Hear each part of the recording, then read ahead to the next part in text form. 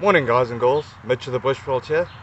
Today I want to have a look at how we can turn trash into survival items. Stay with me.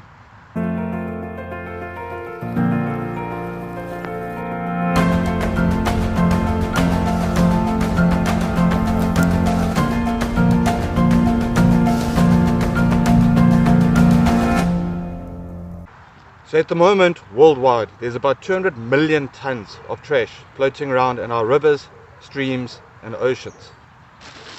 Items like plastic bags, plastic bottles, tin cans,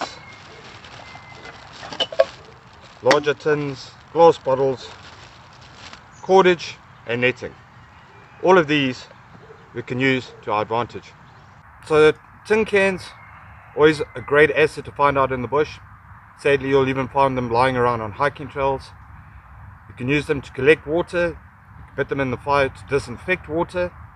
You can even use, especially larger cans, you can use their metal to make items like this, a little survival knife. I've shown on a previous video how to do this. I'll leave a link below on that one.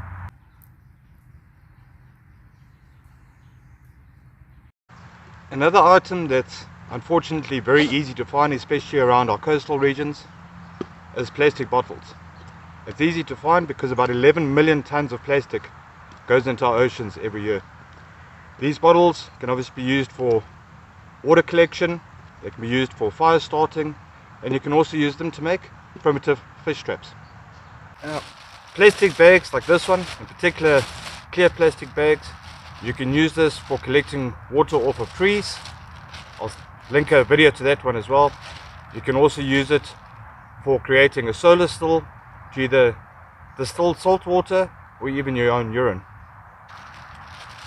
Plastic bags, especially big ones like this, can also be cut into strips and joined together to make cordage for things like shelter building. You can take those strips or those loops, hold them together, take the next one, loop it over, and as you go you're going to get a much longer piece of cordage. Great for shelter building. So glass bottles or jars can be broken apart to be used as a primitive knife. The lid can be used to make a metal knife, the one that I showed here, and if you're very careful you can put it next to the fire to purify water. When it comes to items like cordage and netting, there's netting in the ocean that just gets forgotten about. It traps fish and is what they call ghost fishing. Unfortunately, these fish die a very slow and painful death. This fishing line that I've got here on my hobo reel, this was fishing line that was destined for the trash. This gets into our oceans or streams that can be absolutely devastating for our marine wildlife. So the reason why I've been mentioning so many facts about our oceans, river and streams is there's a fantastic initiative called Team Seas. Team Seas' aim is to raise $30 million so that they can remove 30 million pounds of trash from our ocean. This is an initiative put together by YouTuber mrbeast, Mark Robber, and a company called TubeBuddy.